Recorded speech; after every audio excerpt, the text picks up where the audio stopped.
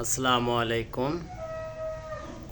পাখির জীবন, বসবাসের জায়গা বাঁশঝাড়ের সেই উচ্চ স্থানে নদী অঞ্চলের মানুষেরা যেমন নদী ভাঙ্গনের ভয়ে থাকে, এ পাখিটির জীবনও ঠিক তেমনই। ঝড় বাতাস এর সময় খুব ভয়ের মুখে থাকতে হয়। আকাশে প্রচুর মেঘ।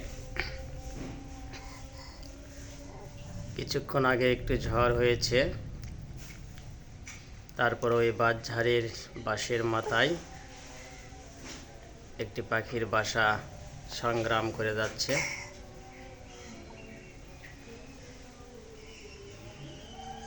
সেই তুলনায় প্রতিটি মানুষের জীবন কত সুন্দর। আশরাফুল মাখলুকাত, আল্লাহ পাক আমাদের বসবাসের জন্য সুন্দর ঘরবাড়ি বানানোর জন্য কবুল করেছেন। সবাই সবার জন্য দোয়া করি। ভালো থাকবেন, সুস্থ থাকবেন। আসসালামু আলাইকুম।